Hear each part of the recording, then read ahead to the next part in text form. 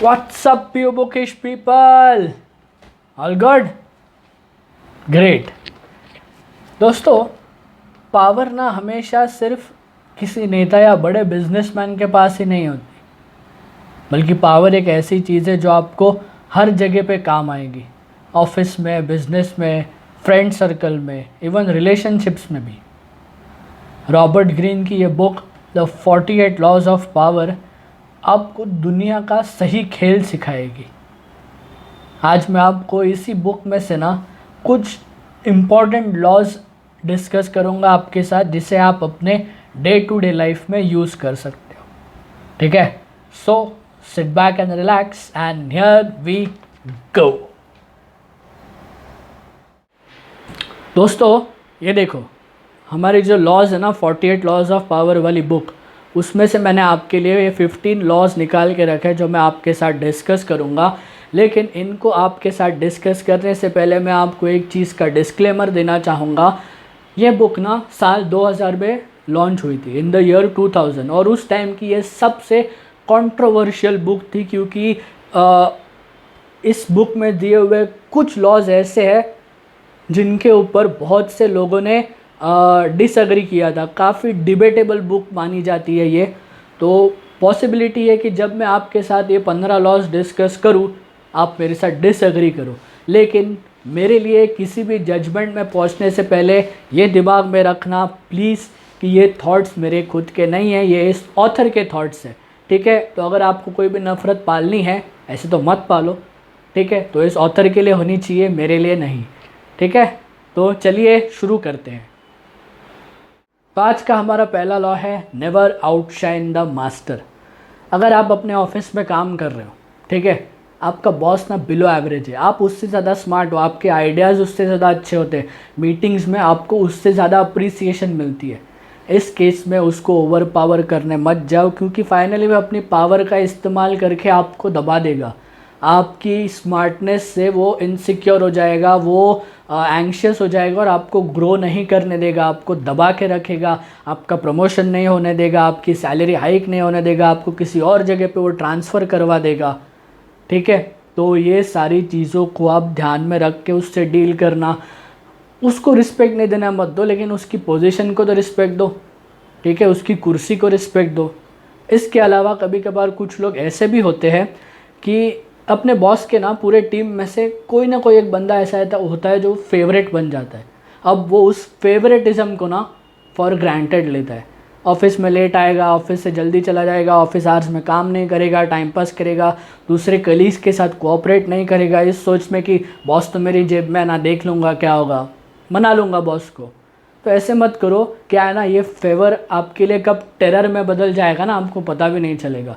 Use करना है उस फेवर को तो अच्छे के लिए करो, अपने ग्रोथ के लिए करो। ठीक है, लेकिन ऐसे मत मिस यूज़ करो उसका। नेक्स्ट है कंसील योर इंटेंशंस। बहुत ही ज़रूरी चीज़ है। क्या होता है ना कि हमारा जो नेक्स्ट मूव होता है, हमारे फ्यूचर प्लान्स होते हैं, जब हम किसी के साथ शेयर करते हैं ना, एक्चुअल में उसको शेयर नहीं करना है, डिस्क्लोज ओपनली नहीं करना है, या सीक्रेटली भी किसी के साथ नहीं बताना है, क्योंकि वो चीज़ होने से पहले ना आपका वो प्लान बिगड़ सकता है।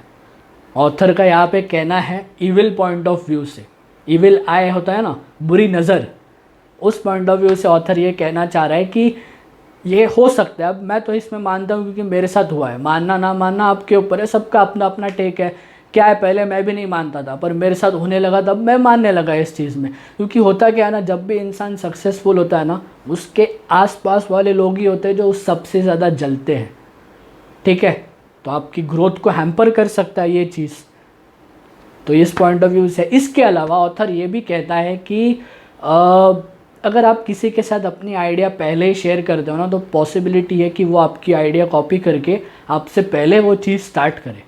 जैसे कि आपके पास कोई स्टार्टअप वाला आइडिया हो, ठीक है, आपने उसको बता दिया, उसके पास फंडिंग है, पैसा है, आप चालू करने से पहले ही वो स्टार्ट कर देगा, फिर बोलेगा यार मेरे दिमाग में तो पहले से ही था, बस मैंने तुझे बताया नहीं।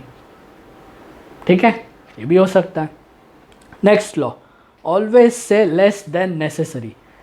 आपने कभी देखा है ये बॉस फिगर्स वाले जो लोग होते हैं ना, वो ज़्यादा बात नहीं करते, they are very good listener, सामने वाले की बात सुनेंगे, अपनी बात तो बहुत कम से कम शब्दों में रखेंगे, बहुत कम बोलेंगे, एप्ट बोलेंगे, टू द पॉइंट बोलेंगे, और इसके लिए वो ज़्यादा इम्पैक्टफुल लगेगा। 2 शब्द बोलेंगे और वहाँ से निकल जाएंगे और हम सोच में बैठ, क्या बात है यार, क्या बोल के गया। ठीक है, वो एक्चुअल में कुछ बड़ी तोप वाली बात नहीं बोल के गया, बस 2 इम्पैक्टफुल लाइन्स बोले हैं और हमें लग रहा है कि अरे बॉस है यार, क्या बोला उसने।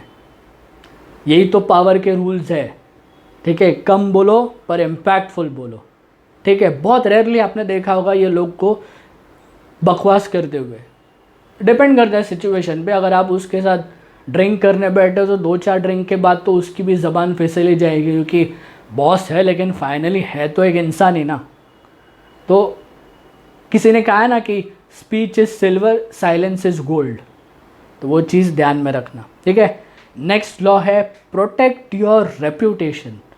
बहुत ही ज़रूरी चीज़ है। क्या है ना, एक बार अपना नाम ख़राब हो गया ना तो फिर उसको बनाने में बहुत टाइम जाएगा। ठीक है, नाम बनाने के लिए इतना टाइम चला जाता है, बिगाड़ने के लिए ना एक कांड ही आपका काफ़ी होता है। ठीक है, अगर मान लो आप चोरी करते हुए पकड़े गए, अगली बार आपके एरिया में चोरी हुई है, आपने ना भी किया हो ना तो भी पहला शक आपके ऊपर ही जाएगा। हाँ, लास्ट टाइम उसने किया था ना, उसको ही पूछते, उसने किया होगा, है ना, ऐसा होता है। इसके अलावा सोसाइटी में कुछ लोग ऐसे भी होते हैं जिनको नहीं जानना होता है कि सच क्या है। उनको बस ये पता है कि उनके कान पे ये मैटर आया, अब उसमें अपना मिर्च मसाला डालो और ये बात को जितना फैला सकते हो फैला दो। ठीक है, हालांकि सच बात तो उन्हीं को पता होता है जो उस मैटर में डायरेक्टली इन्वॉल्व होते हैं। बाकी तो जैसी बात फैलती जाती है ना, वो मॉडिफाई होती जाती है। ठीक है, हमारे ऑथर कहते हैं कि अपनी रेप्यूटेशन को अपने बैंक अकाउंट की तरह प्रोटेक्ट करो। ठीक है, नेक्स्ट है get others to do the work but you take the credit. अब इस चीज़ को ना आईटी सेक्टर वाले लोग, कॉरपोरेट एम्प्लॉयज़ बहुत अच्छे से समझ सकते हैं, क्योंकि ये तो उनके साथ हर दिन होता है। प्रोजेक्ट आपका, प्रेजेंटेशन बनाया आपने, उसको प्रेजेंट किया आपके बॉस ने और सारा क्रेडिट वही ले गया। कुछ लोग होते हैं ऐसे चतुर चालाकी से काम करने वाले। ठीक है, वो दूसरे के एफर्ट्स को लीवरेज करेंगे और स्पॉटलाइट खुद ही ले जाएंगे। अब ऑथर का ये कहना है कि आप भी ऐसे करो, बट मेरा पर्सनल टेक ये है इस चीज़ पे कि किसी का भी क्रेडिट मत खाओ। जिसने भी आपको वो आइडिया दिया है, जो काम किया, उसको वो क्रेडिट दो, उसको वो अप्रिसिएशन मिलने दो। ठीक है, जिस अप्रिसिएशन का वो हकदार है उसको वो मिलने दो। इन रिटर्न ना, बीइंग अ बॉस आपका गुडविल बढ़ेगा, आपका रिस्पेक्ट बढ़ेगा, ऑफिस में आपके लिए अच्छी बातें होंगी। ठीक है, इसके अलावा आपका वो एम्प्लॉय जिसको आप क्रेडिट दे रहे हो वो और अच्छे से काम करेगा और मोटिवेशन से काम करेगा। ठीक है, तो ये चीज़ बहुत ही ज़रूरी है। नेक्स्ट लॉ है win through actions not arguments. अपने एक्शन से करके दिखाओ ना, मुंह क्यों चलाना। Showing is better than telling. ठीक है, आर्ग्यूमेंट्स करने से होता ही है कि आप आर्ग्यूमेंट तो जीत जाओगे एक बार, लेकिन आप सामने वाले को हमेशा के लिए खो दोगे। इसके अलावा आपने आर्ग्यूमेंट में उसको हराया, इस वजह से उसका ईगो हर्ट हो गया, अब उसके दिल में ना आपके लिए बदले की भावना जलती रहेगी। ठीक है, तो मत करो। अगर आपको अपना रिलेशंस उस आपके दोस्त के साथ, आपके रिलेटिव के साथ अच्छा रखना है तो अवॉइड करो। ठीक है, बेसिकली आर्ग्यूमेंट होने का सबसे बड़ा रीज़न ये होता है कि हम सामने वाले से ना उसके किसी तो चीज़ पे डिसएग्री करते हैं, किसी तो थॉट पे डिसएग्री करते हैं, इस वजह से आर्ग्यूमेंट होता है। या कभी कभार मजाक में सामने वाला कुछ हमें ऐसे बोल देता है जिसकी वजह से हमें इंसल्टिंग फील होता है, हमारा ईगो हर्ट हो जाता है, इस वजह से आर्ग्यूमेंट होता है। या हम सामने वाले का करते हैं, इस वजह से होता है। तो आर्ग्यूमेंट मत करो। ठीक है, आर्ग्यूमेंट से कोई फ़ायदा नहीं है अगर आपको रिलेशनशिप संभाल के रखना है। Don't argue. मैंने तो कई बार कितने साले ऐसे लोगों को भी देखा है कि उनकी गलती नहीं है, आर्ग्यूमेंट हुए जा रहे, बट रिलेशनशिप ख़राब ना हो इसीलिए जानबूझ के वो उस आर्ग्यूमेंट को वही रोक देते हैं, टॉपिक चेंज कर देते हैं। आर्ग्यूमेंट रोकने का सबसे बेस्ट तरीका है टॉपिक को चेंज कर दो, फिर आर्ग्यूमेंट होगा ही नहीं। ठीक है, नेक्स्ट है keep people dependent on you. Okay, अब ये ना ऐसी बात है कि मान लो आप एक ऑफिस में काम कर रहे हो और आपके पास कोई ऐसा स्किल है जो ऑफिस में किसी के पास है ही नहीं, सिर्फ आपके पास ही है, पूरी डिपेंडेंसी आपके ऊपर है। अब इस केस में ना आपका बॉस चाहे जो हो जाए आपको कभी काम से नहीं निकालेगा, क्योंकि वो आप पे डिपेंडेंट है उस काम के लिए, ठीक है। अब इस चीज़ को आप ग्रांटेड भी ले सकते हो, ठीक है, पर पॉजिटिव वे में, ठीक है, कि आप अपने प्रमोशंस मांग सकते हो, आप सैलरी हाइक्स कर सकते हो, ठीक है। लेकिन ये लॉ, ये पावर आपके पास होने के लिए ना आपको कंटिन्यूसली सीखते रहना चाहिए, तभी आप लोगों से और ऊपर उठ के अगर आपके पास वो पावर आएगी, ठीक है। Next is crush your enemy totally, बहुत ही ज़रूरी चीज़ है। ऑथर ये कहते हैं कि अगर आप अपने एनिमी को पूरी तरीके से डिफीट ना करो ना, तो आप उसको एक चांस दे रहे हो कि वापस से लौट के वो आए और आपको हराए। ऑथर का कहना है कोई चांस मत दो उसको, एक ही डिफीट दो, लेकिन ऐसी डिफीट दो कि वो आपके ऊपर पलटवार करने से पहले भी 10 बार सोचे। ऑथर का थॉट है, क्या करें। होता है ना कभी कभी स्कूल में या कॉलेज में कुछ बच्चे ना बुली होते हैं, जानबूझ के बुली करते हैं। अगर हम उन्हें अवॉइड करें या हम उनको बैक आंसर ना करें या सिंपल शब्दों में प्यार से समझाएं ना, तो वो और ज़्यादा परेशान करेंगे। लेकिन वैसे लोगों को अगर आप एक ही बार ऊंची आवाज़ में पूरे हिम्मत के साथ जब आप उन्हें कुछ बोलो ना, तो वो ऐसे हट जाएंगे आपके रास्ते से ना कि कभी आपके रास्ते में आएंगे ही नहीं। कभी कभार इतना स्ट्रिक्ट होना भी ज़रूरी है, वरना तो ये दुनिया आपकी ले लेगी भाई, ठीक है। Next is use absence to increase your respect. आपने कभी किसी सेलिब्रिटी को देखा है, जब भी वो किसी नॉर्मल इंसान के फंक्शन में जाते ना, मान लो अपनी खुद के किसी स्टाफ के शादी में या किसी ऐसे फंक्शन में, तो वहाँ पर ना वो ज़्यादा देर बैठते नहीं हैं, आएंगे सबके साथ हाय हेलो करेंगे, 10 लोगों के साथ फ़ोटो खिंचाएंगे, जिसके फंक्शन में आए हैं उसको मिलेंगे, उसके साथ फ़ोटो खिंचाएंगे, उसको अपना वो गिफ्ट दे देंगे और मैक्स टू मैक्स आधे घंटे के अंदर अंदर वो वहाँ से निकल जाएंगे। आपको पता है वो लोग ऐसा क्यों करते हैं? ऐसा नहीं है कि हर एक्टर बिज़ी होता है इसके लिए वो ऐसा करता है, कभी कभार वो ना भी हो ना तब भी वो प्रिटेंड करते हैं कि वो बिज़ी है, ताकि अपनी वैल्यू बनी रहे, उसकी रिस्पेक्ट बनी रहे, ताकि लोग उसके जाने के बाद चर्चा करते रहे कि भाई आया था, भाई वो सेलिब्रिटी आया था लेकिन ज़्यादा नहीं बैठा, 10-15 मिनट में निकल गया, बहुत अच्छा बंदा है, फ्रैंकली बात करता है, फ़ोटो वोटो खिंचाया सबके साथ। लेकिन अगर वही बंदा 6-7 घंटे उसी शादी में बैठा रहे ना, तो उसको उतनी वैल्यू नहीं मिलेगी जितनी उसकी वैल्यू सिर्फ वो उस आधे घंटे में रहेगी। तो इस चीज़ के लिए भी वो करते हैं। जहाँ पर भी आप ओवरली अवेलेबल रहते हो ना, आपकी वैल्यू ख़त्म हो जाती है। अपनी वैल्यू बनाने के लिए अपनी एब्सेंस भी क्रिएट करनी ज़रूरी है, ठीक है। Next is be unpredictable. अब क्या होता है ना, कभी कभार हम जब प्रेडिक्टेबल रहते हैं ना, तो हाई चांसेस है कि सामने वाला हमें मैनिपुलेट करे। तो कभी कभार ना बोलना भी ज़रूरी है, ना बोलने में भी एक अलग पावर है। हाँ, मैं जानता हूँ कि कुछ लोग ऐसे होते हैं जिनको लोगों को ना बोलना पसंद नहीं आता है या वो ना बोल ही नहीं पाते।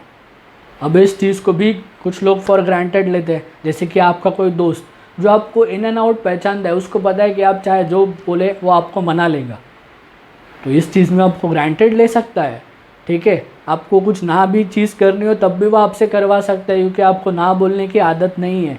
इसीलिए ना बोलने की आदत डालो, सामने वाले को थोड़ा सा कंफ्यूजन में रखो, बी अनप्रेडिक्टेबल, ओके।